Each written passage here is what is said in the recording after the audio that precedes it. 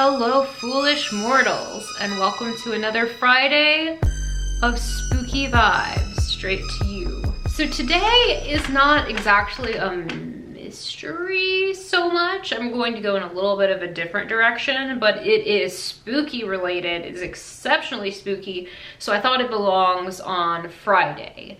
While my Monday videos are going to be a bit Halloween themed for the duration of October, this video has nothing to do with Halloween, so I thought to make it timeless and not date it by making it a Halloween video, I'll put it on Friday. It just makes the most sense, you feel me? Today we're going to be discussing American Horror Story Red Tide. This will contain spoilers. If you have not seen this yet, this may not be the video for you. Put it on your watch later and come back to it after you finished it. This is a kind of a discussion. So American Horror Story Red Tide is the first half of double feature. So what Ryan Murphy and Brad Falchuk, the creators of American Horror Story, have done for this season is split it into two separate seasons, technically, like a double feature. They're kind of playing on the whole, like when you used to go to the movies and you would get two completely different movies for the price of one kind of thing. Kind of like that. The first 6 episodes, which is only a 10 episode season, boo, but the first 6 episodes were a Red Tide storyline. That was the title of it. And then the last 4 are called Death Valley. So the first 6 episodes, American Horror Story Red Tide, as we know, follows the story of Harry, his wife Doris, and his daughter Alma as they escape to Provincetown, Massachusetts for the winter so that he can have some time away and write. So for starters, Harry. Harry. I wanted to love you. For like 5 minutes, you seemed like a great protagonist. But as we know in American Horror Story, there are no such thing as protagonists. There's just antagonists who are waiting for their opportunity. Do you think that Harry was always bad? Or was he ever good? Started out so likable, at least to me. I found him incredibly likable to begin with. And then of course, right away, he starts making terrible choices. And I kind of feel like Harry is a good guy that made a bunch of wrong choices until he was no longer himself. And this is very debatable. This is why I'm bringing this up for this discussion today about Red Tide. It could be true that Harry was always the person he ended up being in the end, and the pills just brought it out of him. And I think Harry started out well. I think he was fine with who he was. And this is where I'm uncertain of how I feel, because if he wasn't unsatisfied with himself and with his life, he wouldn't have taken the black pill to begin with. It wouldn't have been so easy to tempt him to the van with free candy. But we see Harry go down this path that, man, I just wanted to reach out and grab him and be like, Harry, no, because, oh man, was he so close to getting out of it before it was too late so many times. And I think we didn't actually see him turn.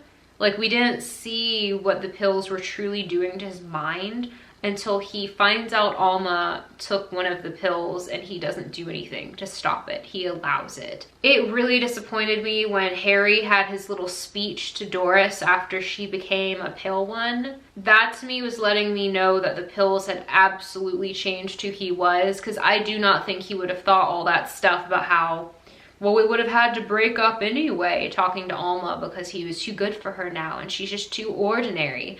I weirdly think that was Alma on Harry's shoulder. I don't even think that was anything Harry would have ever thought. He seemed like he loved Doris a whole lot. And it wasn't until Alma had him thinking all those things that he ended up saying to her. And she was the one who convinced him to keep taking the black pills when he was going to stop. And so I think it's a weird situation where we see the young child manipulating the parent into all of these terrible things. It's kind of an interesting thing this season did was, at the end of the day, Alma is the worst villain in the show. She's worse than Belle. She's worse than all of them. Well, debatably worse than Belle, because the whole thing with Karen and the stolen baby, that I don't know if you can get worse than that. So second to Belle, or on par with Belle. Alma killing Harry felt a little bit like Arya killing the Night King. Like, it should have been Jon Snow. That was the point of his character existing to begin with. Arya just jumps in out of nowhere, and it felt really annoying to me. This kind of felt the same way. Harry could have gone down, but I found it lackluster, disappointing, just shock value and not actually good writing in that situation. Do you think Ursula takes the black pill? We know Ursula is Harry's absolutely terrible, evil manager. She comes in like a wrecking ball and is way too okay with the idea of this black pill that makes you kill people and drink their blood if you take it. She is way too okay with this to begin with. And it really makes me wonder if she was taking them the whole time on the down low. We never see her kill anyone or drink any blood, but that doesn't mean that she doesn't. And then she has all of this wild success selling the pills. But then also we see at the end that she was just randomly peddling them off to people at Starbucks, which if she was talented enough at being an agent that she was taking the pills, that level of talent, then she probably wouldn't have been going random places to try to drum up business. It probably would have been much easier for her. So I might be answering my own question, but I'm just curious to know what you guys think. Do you think that Ursula takes the black pills at all? She was such a weird character. She came in out of nowhere and then was acting like she was in on everything, but she really wasn't. It was just too easy for her to believe. It was too... Most people don't believe what the pill does unless they have seen it firsthand or they've experienced it. And so like the townspeople kind of know what's up because they've seen the pale people over and over. But Ursula just waltzes in and seems to understand everything going down within a day. And I just feel like, are we really looking at a run-of-the-mill opportunist, or is there something more strange going on here? Next thing, I'm gonna give a trigger warning about the next thing I'm going to say. So if you are triggered by this, I want you to skip to this timestamp. Karen decides to take the black pill just to avoid being killed by the monsters, by the pale ones. And then she goes to the beach and she murders Mickey and then herself. And what I wanted to point out here that I just had a massive issue with, I think it's way too realistic. I think that that could be very, very triggering for people. She takes the black pill and she was always so against it. She already felt so terrible she was ever involved in this at all. She wanted nothing to do with it, but she was in love with Mickey, and he, which Macaulay Culkin did an incredible job at this role. I absolutely, probably my favorite character, absolutely loved his portrayal of the character Mickey. And Mickey was taking the black pills and he was talented, so he survived, but he was murdering people to drink their blood, to thrive on the black pills. And you could tell she was so disappointed because she wanted to have a life with him. She wanted to get out of this horrible existence they were in and actually have life together. And she couldn't as long as he was on these black pills, because she did not want to be part of the way that people on the black pills justify murdering people because they're bad people, when not all of them were bad people just because they were in sketchy lines of work. They're not people who deserve to die, and that really bothered her and she wanted no part of it. And she was forced by Mickey to take one of the black pills or else die herself. Which ironically, the black pill caused her death no matter what way you looked at it, because she refused to be someone who would sacrifice others. She'd already done that for her own sake. We all know what she did for Belle, and she was so haunted by that, and she was worried about her soul, and she didn't want to do anything like that ever again.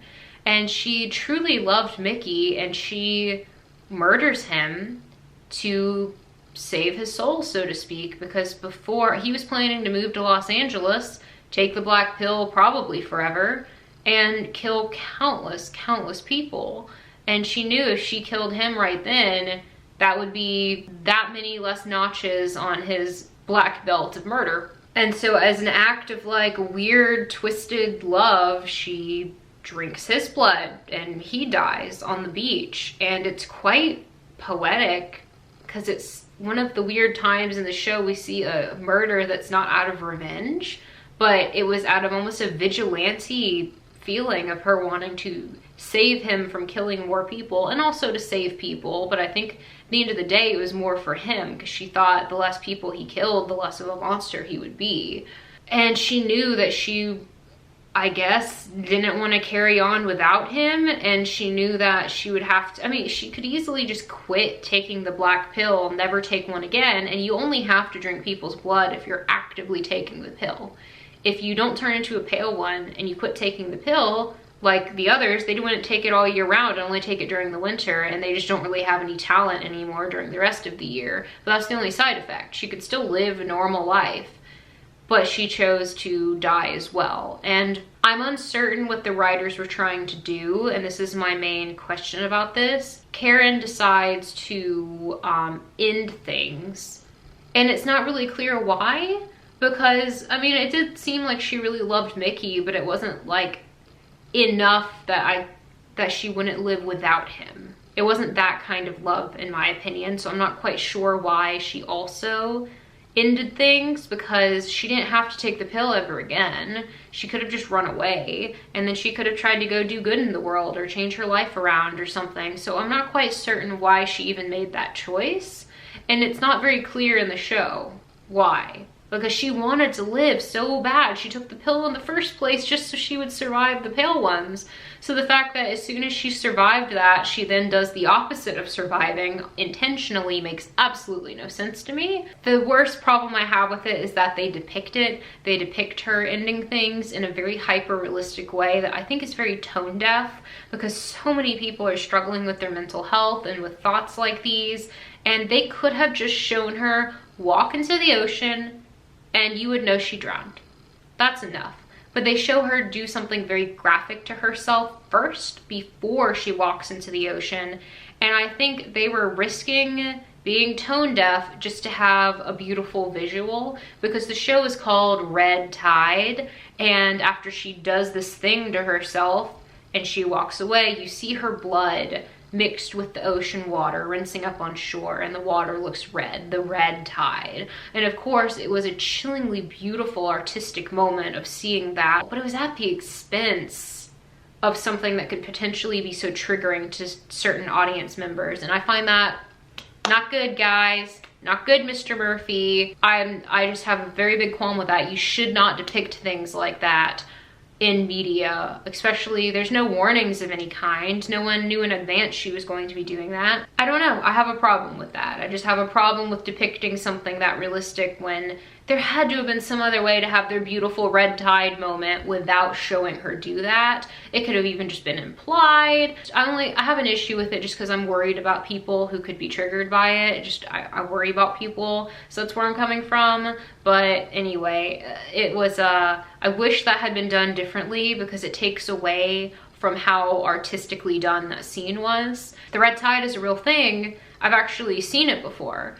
The red tide is a neurotoxin that can get into the ocean during certain times of the year, and it kills off the fish. I was once down in Florida, it was 3 years ago now, during red tide. And it doesn't happen every year, it doesn't happen every place. You just have to be careful, you have to look it up and make sure it's not happening. But there's a dead fish on the beach because the toxin killed the fish. And if you get in the water, potentially could get in your brain and kill you or give you severe brain damage. It's actually a very dangerous toxin, the red tide. And I thought that was interesting right away when I saw this season. It was called Red Tide because I already was familiar with what the real life phenomena is. It doesn't make you drink people's blood or anything. It just kills fish and potentially you, but it doesn't cause any like psychoactive effects that I'm aware of. But yeah, okay, so the trigger warning is now off. I won't be mentioning that anymore. And the last thing that I want to discuss for American Horror Story Red Tide is what the heck happened with Lyme disease. Okay, so we saw from the very first episode that Doris was obsessed with Lyme disease. And then throughout the show, I swear like 100 million times, Doris is going on about Lyme disease. She's terrified that Alma ate the rabbit in the park because she could get Lyme disease from the rabbit. And she's so afraid of like the strange behavior. It's all caused by Lyme disease. Like, They go on and in depth about Lyme disease, and people in the Reddit, the subreddit for American Horror Story, were speculating that like maybe the whole thing is that she's going to end up catching Lyme disease and it cures the being a pale one somehow. It does something to your body. I don't know. And nothing ever came from it. We went 6 episodes hearing about Lyme disease and it amounted to exactly nothing. And that's why, like, I want to love American Horror Story, but there's always this. There's always this going on, that you've got something that goes nowhere. It's literally a stairway to nowhere. I thought it was pretty much perfect until the last episode. The last 20 minutes of that episode were just pure chaos. When they had that epic scene where the pale ones come in and they kill Belle and Austin, it should have been Doris. After everything Doris went through, after how her family got addicted to these pills and then her entire life was ruined because of it, even though it was not her fault, and she got tricked into it because Alma is the actual devil. And it would have been so much better to see Doris come in through that window and start going ham. And I even think it would have been great if she had killed Alma and Harry. That still doesn't excuse how dumb things are when they get to Los Angeles. Ursula would not have been peddling these black pills to anyone who would buy them in Los Angeles, because she knows that's going to turn countless people into pale ones and her whole operation's going to get shut down, because how hard would it be to track it back to her? We start seeing explosions. Why? That made me laugh so hard. Why were there explosions? The black pill does not make you spontaneously combust. Okay, well, it's been a while since I talked about a movie or show, so I hope you guys like this. It's very spooky. If you've seen this show and if you have any thoughts or feelings, please let me know in the comment section below. I'd love to discuss it with you. Well, thank you guys so much for watching. I will see you on Monday for a video that is not so spooky. All right, guys, have a great weekend. Don't breathe on stuff. Don't do it. Don't you dare do it. Bye.